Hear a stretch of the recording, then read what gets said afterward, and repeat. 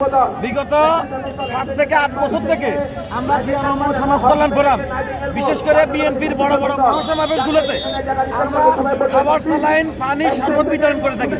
আপনি জানেন আজকে তারুণ্যের সমাবেশে প্রায় কমপক্ষে 15 লক্ষ নেতাকর্মী এখানে উপস্থিত হওয়ার কথা এবং টার্গেট এটা আমরা দেখতে পাচ্ছি।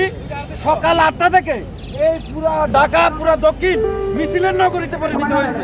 আমরা এখানে যখন 10টা বাজে এখানে এসেছি তখন আমরা আশেপাশে শুধু মিছিল আর মিছিল দেখেছি।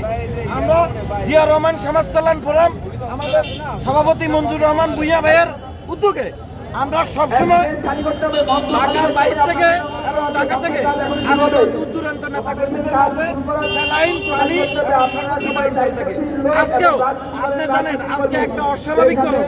এই গরমে নেতাকর্মীদের কথা চিন্তা করে নেতাকর্মীদেরকে একটু শান্তি দেওয়ার জন্য একটু স্বস্তি দেওয়ার জন্য জিয়া রহমান সমাজ কল্যাণ ফোরাম আমাদের নেতৃবৃন্দ সকাল থেকে 2টা শরবত এবং আরো 2টা ওই যে দেখেন পানি এবং এক গাড়ি আপনার হচ্ছে যে কি বলে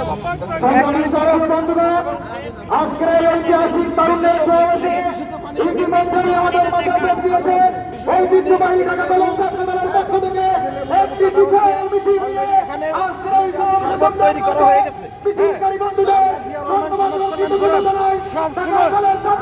মানবতার সেবা কাজ করে থাকি, বিশেষ করে বিএনপিতে আগত নেতাকর্মীদের কাজ করে থাকি। আমরা জিয়া সমাজ কল্যাণ ফোরামের পক্ষ থেকে বলতে চাই যে আমরা ইনশাআল্লাহ আমরা জিয়া সমাজ কল্যাণ নেতাকর্মীদের নিয়ে মানবতার সেবায় কাজ